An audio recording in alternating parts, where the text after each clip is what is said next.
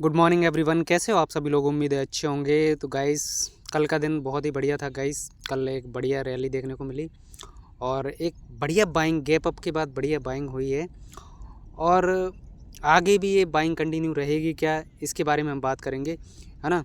ये समझना बहुत ज़रूरी है गाइस आप लोगों के लिए कि मार्केट में हो क्यों रहा है और क्या हो रहा है। ठीक है, अगर बाइंग हो रही है तो क्यों हो रही है और क्यों ये तेज़ी हो रही है, इसे भी समझना ज़रूरी है। अगर आपको यही पता नहीं लगेगा कि तेज़ी क्यों हो रही है, तो आपको क्या पता लगेगा, कुछ पता नहीं लगेगा। आप सोचोगे ऊपर से सेल कर लेता हूँ मैं। ठीक है, जब कोई गिरावट होती है, जब भी कोई तेज़ी होती है, तो उसके पीछे कारण होते हैं।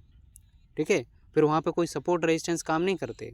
सीधा अगर मार्केट को ऊपर जाना है तो जाएगा ही जाएगा, उसे कोई सपोर्ट, कोई रेजिस्टेंस उसे रोक नहीं सकता। ठीक है, गिरेगा तो कोई सपोर्ट उसे रोक नहीं सकता, वो गिरेगा ही।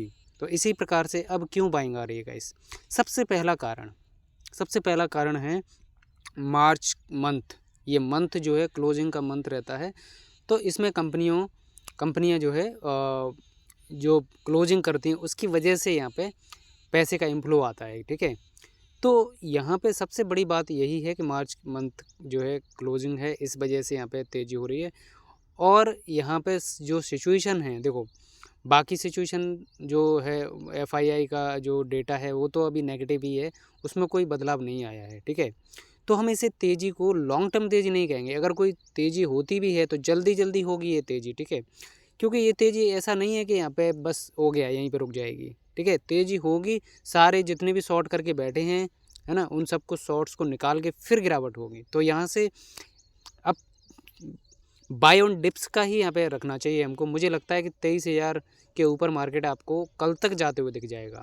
कल एक्सपायरी है, मुझे लगता है एक्सपायरी तक आपको 23,200, 23,300, 23,400 तक भी मार्केट जा सकता है।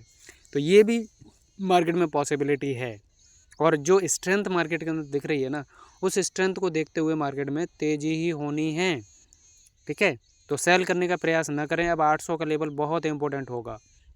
22,800 के ऊपर मार्केट क्लोजिंग दे चुका है और नीचे से बाइंग भी अच्छी खासी आई है। तो यहाँ पे अब गिरावट का तो कोई मतलब ही नहीं बनता। और जब तेज़ी हो रही है तो अच्छी खासी होगी। कल देखा आपने किस तरीके से तेज़ी हुई। पहले शुरुआत में एक तेज़ी हुई, फिर एक रिट्रेसमेंट हुआ। ठीक है, और उसके बाद फिर देखो लगातार तेज़ी हुई। तो ये तेज़ी कंटिन्यू रहने वाली है, ये तेज़ी रुकने वाली नहीं है। तो आप यहाँ पे कोई भी शॉर्ट पोजीशन ना बनाएं। जो भी पोजीशन बनानी है, बाइंग की पोजीशन ही बनानी है, अगर आपको मार्केट से पैसा कमाना है तो। ठीक है, स्टॉक्स में भी अच्छा मोमेंटम देखते हुए देखने को मिल रहा है यहाँ पे, है ना। अच्छे अच्छे स्टॉक्स में तेज़ी देखने को मिल रही है। तो मुझे लगता है यहाँ पे अच्छी खासी तेज़ी होने की पूरी पूरी संभावना है गाइस। ठीक है, मिड कैप हो, स्मॉल कैप हो, लार्ज कैप हो, अच्छी तेज़ी हो रही है ना। बहुत सारे स्टॉक्स को मैंने कल ऑब्जर्व किया था, तो अच्छी खासी तेज़ी 20-20%, 15-15% की तेज़ी यहाँ पे स्टॉक्स के अंदर हो रही है। तो तेज़ी तो होगी ही गाइस। ठीक है, और ये 23,000 के ऊपर ज़रूर जाएगा मार्केट।